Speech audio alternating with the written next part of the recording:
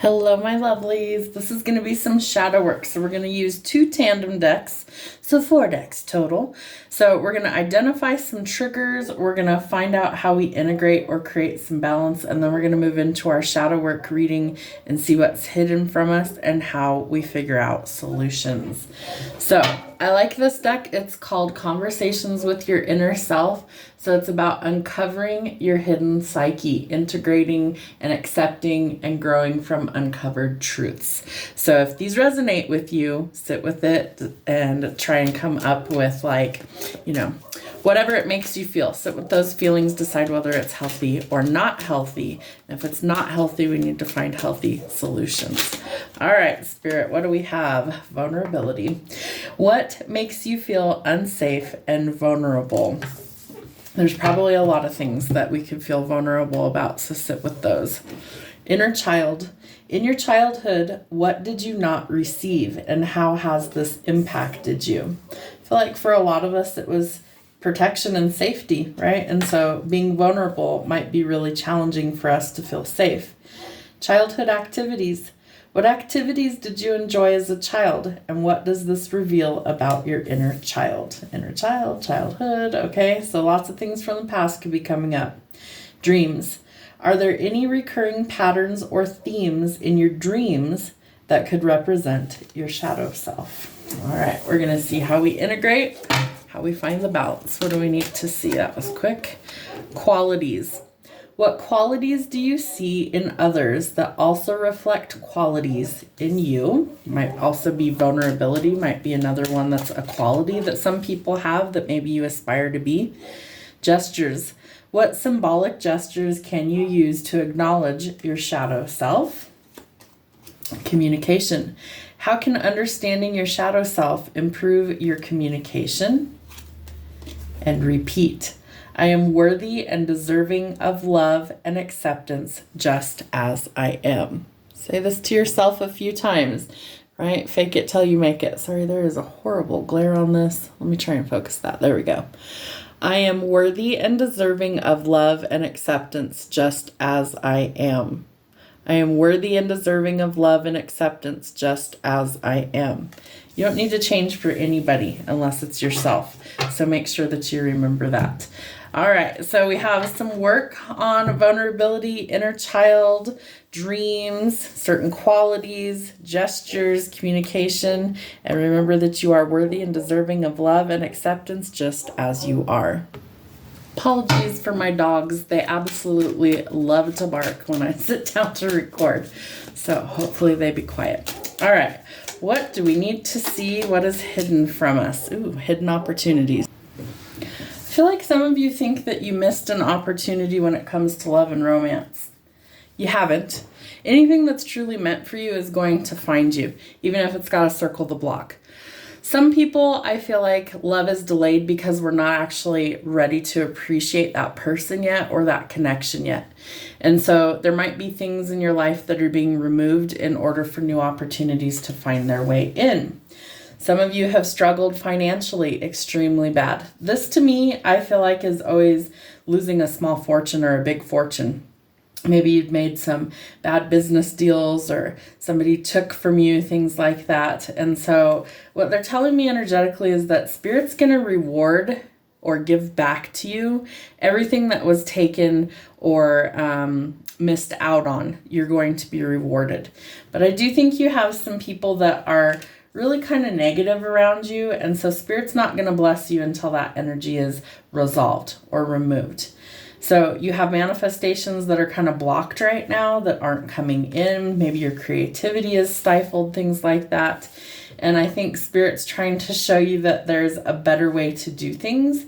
And so they're trying to entice you to change. That's a weird way of putting it, but that's exactly what I'm picking up.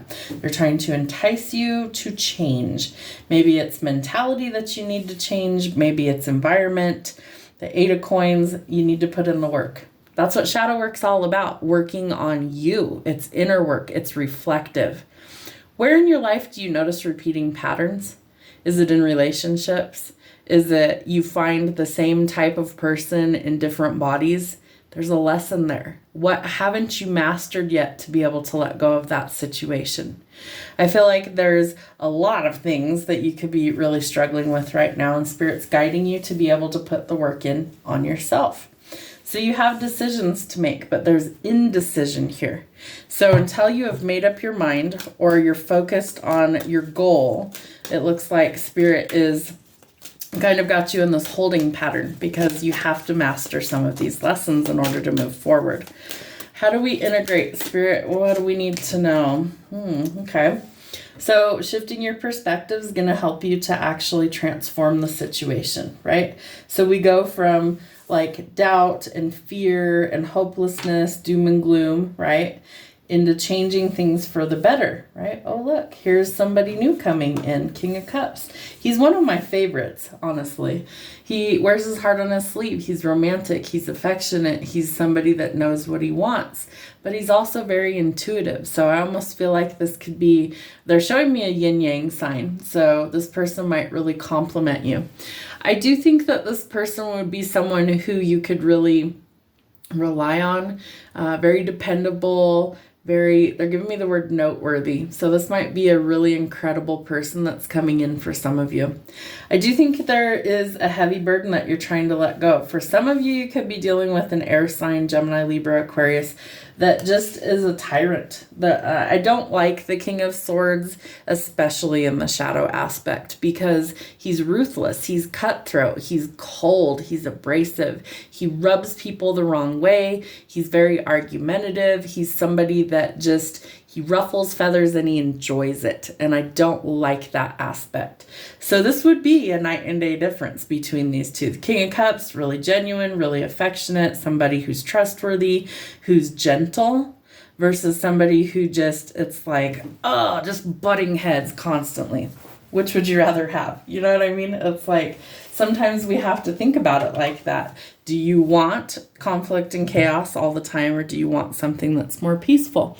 Most people would say they would rather have a peaceful relationship. So the Magician in the shadow with the Chariot in the light side, I feel like your manifestations have been blocked. I feel like creativity's been stifled and blocked. I feel like you are... you've outgrown the pond or the environment that you're in. That's why nothing is changing for the better and you feel stuck because you're not supposed to stay there. Some of you are actually physically moving in 2026, whether that's jobs, relationships, or home.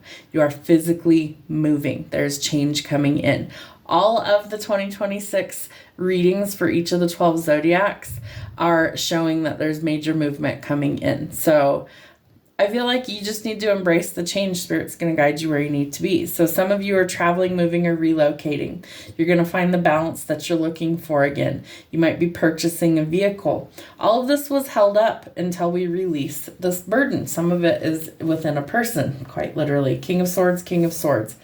He's still not my favorite in the light side of this deck. I don't really like the King of Swords energy because he usually comes off as very unfeeling. He's somebody who can be extremely cold, right? He could be possessive. He could be aggressive. He can be sharp-tongued. He can be somebody that spouts off at the mouth. He's a deep thinker. He just doesn't always operate in his emotional side. And so if you're dealing with somebody like that in a love relationship, that can be a challenge, right? We need to see the emotions. And I feel like part of the shadow work for this reading is instead of only showing people that rough exterior, can you open your heart space? Can you allow yourself to be vulnerable, especially when it comes to love and relationships, so that people can see your heart, so that they can see you? I know that's a scary concept for a lot of us, right? But then they'll hurt me. Well, what if they don't? What if this person is truly different? What if this person is kind and just wants to know how to love you best? I feel like lots of fear coming to the surface. I feel like if you can work past that fear and learn to trust again, you will find exactly what you're looking for, but that takes strength and courage.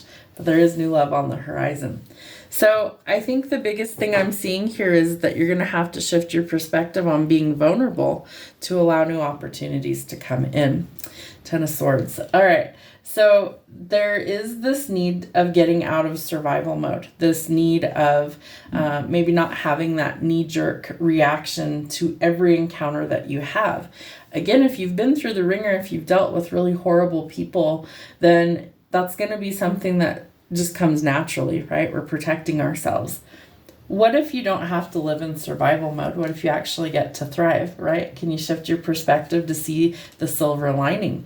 Can you see that there's still good in the world? Can you see that there's more than enough? We don't have to live in this lack mentality, and that we can get out of this nightmare situation. We can choose to go in a different situation, but it all begins with the inner work, which is exactly what shadow work is all about. So it's all about choices, right? We have to decide whether we're going to continue this pattern or whether we say no to that and we break that. I do think you have wish fulfillments that are going to be coming in, especially in love and romance. I do think you need to be careful of who you get involved with. The Seven of Swords is a card that tells we might be surrounded by snakes. I have lots of hiccupy energy coming in. So some of you are absolutely surrounded by people that don't want the best for you. They want to see you fail, not succeed. And that's not who you want to be in a relationship with. We want to be in a relationship with people who value us, who we can trust, who are worthy of our energy. So your guard might be extremely high as a result of dealing with people like this, but there is a better person coming in for you. I do think there's a lot of conflict and competition. I almost get the sense that this person is trying to compete with you for some reason, the King of Swords energy, and it's almost like they don't want you having any other attention unless it's from them, but it's not healthy. It's not a positive relationship or situation. And so I feel like you're desperately trying to come to the surface for air is what Spirit's giving me. The Queen of Cups is seen as really loving, gentle, motherly, nurturing. She's also a big mama bear energy. So I feel like this could be your energy. It could be a significant other, but we do have the King and the Queen of Cups. So I get the sense that you're healing, and that's going to allow a really perfect or golden opportunity to come in. Could be a wish fulfillment, right? So we have wish fulfillment here, wish fulfillment here. We have the King and the Queen of Swords. Your parents might not like this, for you to do what you need to do, what's best for you. You have authority figures that could be really cold. Maybe you had like narcissistic parents, one or the other. Maybe you really lucked out and both of them were narcissistic like mine were. I feel like you are breaking the mold. You might be a generational curse breaker, cycle breaker, trauma breaker, and you're about to break out of this energy that's been holding you back. Anything else that's hidden from us this week, Spirit? Okay, so there is a financial gain that's coming in, all right? I feel like Spirit is financially rewarding you for all of your hard work, your shadow work, facing your fears. And there is the need to walk away from certain situations that you've exhausted all your options and it cannot be saved, all right? So we want to close that chapter once and for all. There needs to be an ending there. Yep, exactly that. There needs to be an ending there. It needs to be final. We don't want to repeat these cycles any longer. What's our outcome, Spirit? What do we need to see?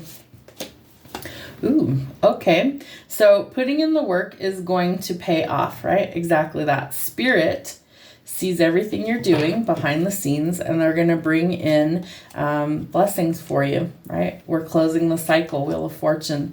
I do think good luck is on your side. People are going to kind of wonder how you overcame these challenges, how you came out on top, how you came into this good luck.